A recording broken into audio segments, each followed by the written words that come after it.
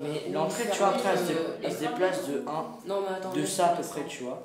Et après, tu as deux blocs en dessus, donc ça fait un jeu comme ça. Tu vois. C'est un projet pharaonique. Construire une ville. En fait, reproduire la ville d'Albi dans un jeu vidéo. On va sur Google Maps pour pouvoir avoir l'image en réel du bâtiment.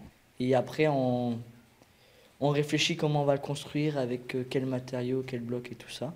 Et après, on regarde le rendu. Après 3 ans de travail, le projet est déjà bien avancé. Et des dizaines de jeunes y participent via leur PC, mais aussi des ateliers bien réels.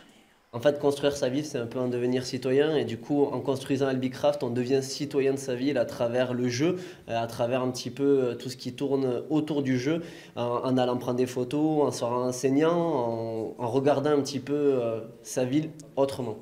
Et les allers-retours du réel au virtuel sont permanents. Étonnamment, ces jeunes passent autant de temps au grand air que devant leur ordinateur. Il faudra forcément avoir des images de la réalité, donc soit on va faire avec Google Street View parce que du coup on a des images à 360, mais il y a certains endroits dans Albi qui ne sont pas encore référencés parce que c'est des petites rues, etc.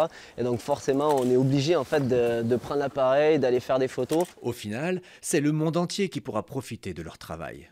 On envisage déjà la phase 2 qui est du coup, une fois que la ville sera créée, de pouvoir s'en servir comme aire de jeu pour accueillir des joueurs du monde entier autour de quêtes, autour d'une économie qui sera mise en place sur ce serveur. Et en fait, à ce moment-là, on ouvrira à tout le monde et tout le monde pourra découvrir la ville d'Albi dans Minecraft à travers toute une histoire, à travers pas mal de choses. Mais avant cela, nos architectes ont encore 3 bonnes années de travail.